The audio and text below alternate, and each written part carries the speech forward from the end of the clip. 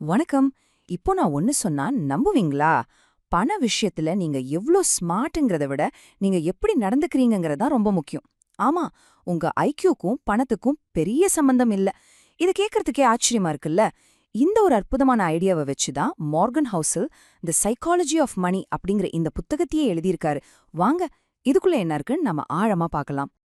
சரி, முதல்ல 2 பேரோட கதைய கேப்போம். 2 பேரும் ரொம்பவே வித்தியாசமானவங்க. ஒரு பக்கம் ஒரு பெரிய டெக் கம்பெனியோட எக்ஸிகியூட்டிவ். சும்மா ஃபன்னுக்காக ஃப்ரெண்ட்ஸ் கூட சேர்ந்து தங்க காசுகள கடல்ல தூக்கி எறியற அளவுக்கு அவர்கிட்ட பணம் இருந்துச்சு. ஆனா கடைசில என்னாச்சு தெரியுமா? மொத்தமா திவாலாகிட்டாரு. இன்னொரு பக்கம் ரொனால்ட் ரீட். அவர் ஒரு சாதாரண துப்புரவு தொழிலாளி தான். ஆனா பாருங்க, அவரு சத்தமே இல்லாம பொறுமையா சேமிச்சு $8 மில்லியன் சொத்து சேர்த்துட்டு இறந்தாரு. இது எப்படி சாத்தியம்? ஒரு படிச்ச பெரிய வேலையில இருந்தவர் திவாலாகிறாரு. ஆனா ஒரு சாதாரண தொழிலாளி கோடீஸ்வரரா ஆகுறாரு. எப்படி? இந்த ஒரு கேள்விதான் நம்மளோட இந்த முழு பயணத்துக்கும் அடித்தளம். இதுக்கான பதில் ரொம்பவே ஆச்சரியமானது. என்னன்னா, பணத்துல ஜெயிக்கிறது கணக்கு போடுறதுல இல்ல. அது ஒரு சாஃப்ட் ஸ்கில். அதாவது உங்க அறிவை விட நீங்க எப்படி நடந்துக்கிறீங்க, உங்க நடத்தை தான் இங்க எல்லாமே. சரி, வாங்க முதல் பகுதிக்குள்ள போகலாம். அதாவது பணத்தை பத்தின நம்மளோட மனுபாவம். யோசிச்சு பாருங்களேன், பணத்தை பத்தி நீங்க நினைக்கிறதும் நான் நினைக்கிறதும் ஒன்னா இருக்குமா? நிச்சயமா இருக்காது. ஏன்னா நம்ம ஒவ்வொருத்தரோட தனிப்பட்ட அனுபவங்கள் தான் பணத்தை பத்தின நம்ம பார்வையை உருவாக்குது. அதனாலதான் ஒருத்தர் எடுக்கிற பண முடிவு இன்னொருத்தருக்கு பைத்தியக்காரத்தனமா தெரியலாம். ஆனா அந்த முடிவை எடுத்தவங்களுக்கு அது 100க்கு 100 சரின்னு தோணும். இங்க ஒரு ஆச்சரியமான விஷயம் என்ன தெரியுமா? நம்மளோட இன்வெஸ்ட்மெண்ட் முடிவுகளுக்கும் நம்ம படிப்புக்கும் நம்ம புத்திசாலித்தனத்துக்கும் பெருசா சம்பந்தமே இல்லையா? அதுக்கு பதிலா நம்ம சின்ன வயசுல நம்ம நாட்டோட பொருளாதாரம் எப்படி இருந்துச்சோ அத பொறுத்துதான் நம்ம முடிவுகள் அமையுதான். உதாரணத்துக்கு, விலைவாசி பயங்கரமா ஏறினத பார்த்து வளர்ந்தவங்க பாண்ட்ஸ்ல முதலீடு செய்ய கொஞ்சம் யோசிப்பாங்க. ஆனா பங்குச்சந்தை நல்லா வளர்ந்தத பார்த்த தலைமுறை பங்குகள்ல முதலீடு செய்ய அதிகமா விரும்புவாங்க. இப்போ ஒரு சின்ன கதை. எழுத்தாளர் கர்ட் வானகட் ஒரு தடவை ஒரு பில்லியனரோட பார்ட்டிக்கு போயிருந்தாரு. அந்த பார்ட்டியை நடத்தின ஹெட்ஜ் ஃபண்ட் மேனேஜர் கர்ட் கிட்ட வந்து, உங்களோட புகழ்பெற்ற நாவல் மூலமா நீங்க சம்பாரிச்சதை விட நான் ஒரே நாள்ல அதிகமா சம்பாதிப்பேன்னு சொல்லிருக்காரு. அதுக்கு கர்ட் ரொம்ப அழகா ஒரு பதில் சொன்னாரு. ஆனா அவர்கிட்ட உங்ககிட்ட இல்லாத ஒன்னு இருக்கு. அது என்னன்னா, தன்னிடம் போதுங்கிற அளவுக்கு இருக்குன்னு தெரிஞ்ச அறிவு. பாத்தீங்களா, இந்த போதுங்கிற மனசு வராததுதான் பேராசையோட மிகப்பெரிய ஆபத்து. இதிலிருந்து நம்ம கத்துக்க வேண்டிய பாடம் ரொம்ப சிம்பிள், ஆனா ரொம்ப பவர்ஃபுல். பண விஷயத்துல இருக்கிறதுலே கஷ்டமான ஸ்கில் என்ன தெரியுமா? நம்மளோட கோல் போஸ்ட் நகர்த்திக்கிட்டே இருக்கிறத நிறுத்துறது தான். எப்போ நம்மளால போதும்னு சொல்ல முடியுதோ அப்போதான் இன்னும் வேணும்னு ஓடி தேவையில்லாத ரிஸ்க் எடுக்கிறது நிப்பாட்ட முடியும். சரி, இப்போ நம்ம அடுத்த பகுதிக்கு வந்தாச்சு. அதிர்ஷ்டம் மற்றும் ஆபத்து. இது ஒரு காயினோட 2 பக்கம் மாதிரி. பொதுவா நம்ம என்ன நினைப்போம்? ஜெயிச்சா அது நம்ம திறமை, நம்ம உழைப்பு.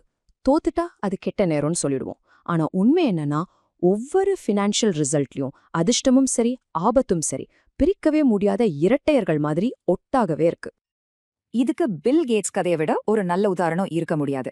பில் கேட்ஸ்க்கு கென்ட் எவன்ஸ்னு ஒரு ஸ்கூல் ஃப்ரெண்ட் இருந்தாரு. 2 பேருமே பயங்கர திறமசாலிகள். 1968லயே கம்ப்யூட்டர் இருந்த ஒரு ஸ்கூல்ல படிக்கிறது பில் கேட்ஸ்க்கு கிடைச்ச மில்லியனில் ஒரு அதிர்ஷ்டம். ஆனா அதே கென்ட் எவன்ஸ் கிராஜுவேஷன் முடிக்கிறதுக்கு முன்னாடியே ஒரு மலையேற்ற விபத்துல இறந்துட்டாரு.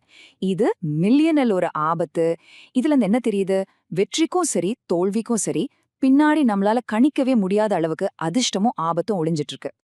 அதனால நம்ம என்ன புரிஞ்சுக்கணும்னா, வெறும் ஒரு தனி நபரோட வெற்றியை மட்டும் பார்த்து அவர் சூப்பர் இவர் சூப்பர்னு முடிவு பண்ணக்கூடாது. ஒவ்வொரு வெற்றிக்கு பின்னாடியும் அதிர்ஷ்டத்துக்கும் ஒரு பங்கு இருக்கு. அதே மாதிரி ஒவ்வொரு தோல்விக்கு பின்னாடியும் ஆபத்துக்கும் ஒரு பங்கு இருக்கு. இதை நம்ம எப்பவுமே மனசுல வச்சுக்கணும். ஓகே, இதுவரைக்கும் நம்ம மனோபாவம், அதிர்ஷ்டம், ஆபத்துன்னு பார்த்தோம். இப்போ உண்மையிலேயே எப்படி பணக்காரர் ஆகிறது, செல்வத்தை உருவாக்குறதுக்கான உண்மையான ரகசியம் என்னன்னு பார்க்கலாம்.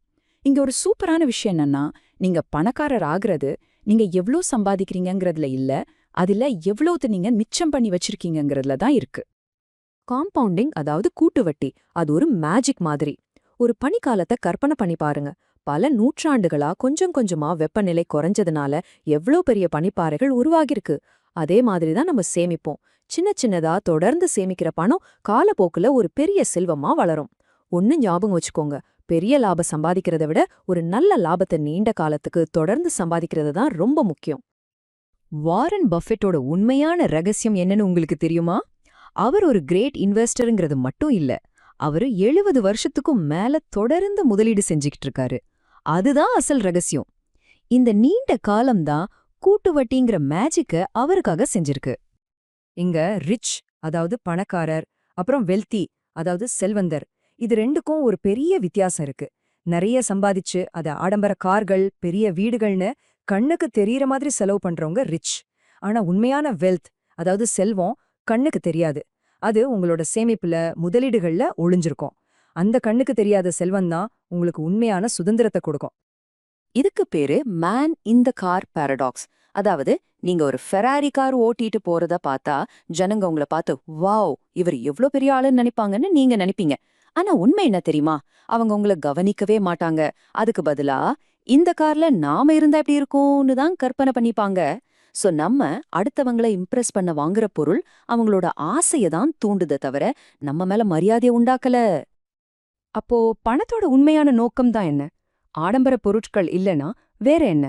ஒரே வார்த்தையில சொல்லணும்னா சுதந்திரம். ஆமாங்க, செல்வம் நமக்கு கொடுக்கறதுலயே மிக உயர்ந்த பரிசு சுதந்திரம் தான். இன்னும் தெளிவா சொல்லணும்னா நம்ம நேரத்தை நம்மளே கட்டுப்படுத்துறது தான் உண்மையான செல்வம்.